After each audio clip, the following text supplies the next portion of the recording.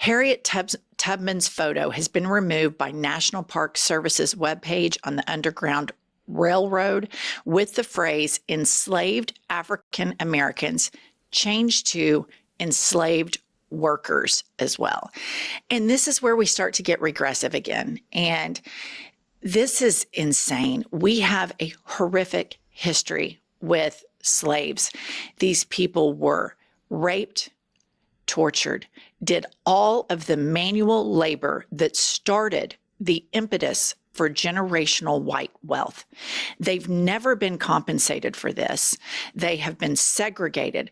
Every time they had to go off to war, they did. They came back home and white people treated them like shit. And I want to remind our viewer, there is a link between these white racists from the South during the slavery era and white MAGA people right now. And it is evangelical Christianity. And when you get a bunch of white evangelical Christians together, I promise you with everything in me, N-words are flying, hard R. These people are disgusting, evil, racist. We know this because we live in Oklahoma. And you might hear people on the coast, like I heard Bill Maher say, racism isn't a thing anymore. Well, maybe not for you, Bill Maher, in the liberal Hollywood circles that you circle around in. But in the middle of America, it is alive. It is well, it is emboldened, and this is disgraceful. And here's the fundamental difference between one political party and the other. One political party wanted to put Harriet Tubman on currency and is trying to reconcile and make a society that is inclusive of everybody.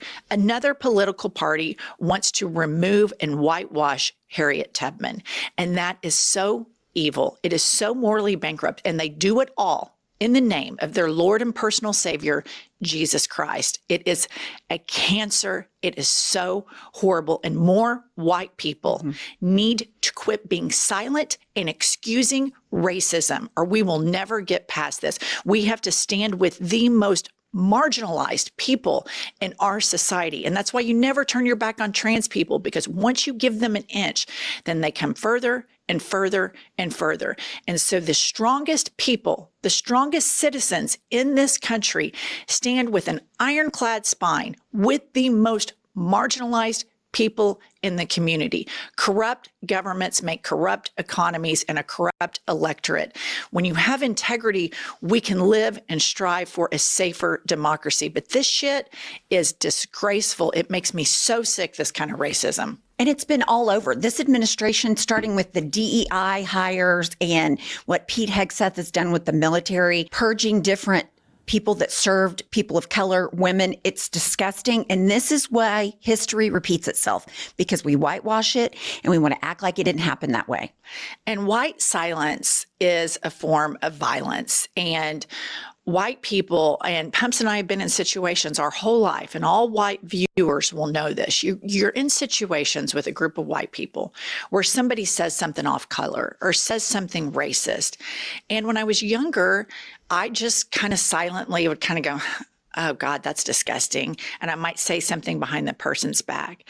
But movements like the Black Lives Matter movement and movements, civil rights movements, make you an impetus to study, an impetus to evolve, an impetus to be better.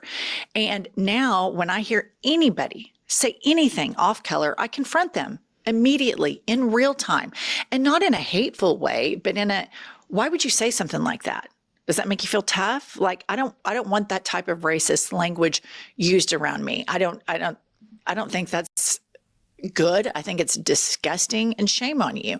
And since when movements like this happen, everybody finds enlightenment and involvement. And the Trump administration knows that. They know that to an extent, Black Lives Matter helped a lot of white people evolve on the issue of race, and they're trying to erase it, and it's disgraceful.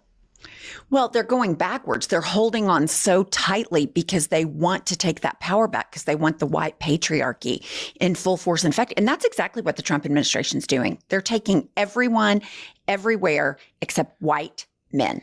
And there is just a deep-seated hatred that white people, the patriarchal form, white evangelicals, have towards Black people, and a real feeling of superiority. And once you see it, as a white person and your eyes are open to it, it's devastating. And so I call on every white American to understand that this fight has to be fought hand in hand. The fight for civil rights, the fight for social justice, and now the fight for democracy. And it takes every single one of them. The United States is a multicultural nation, period. It is. You can't undo it. It is a melting pot of cultures. It's not a white country. It's not a black country. It is a mixed race country. And you know what? That's actually very cool. It is a very awesome component of the United States.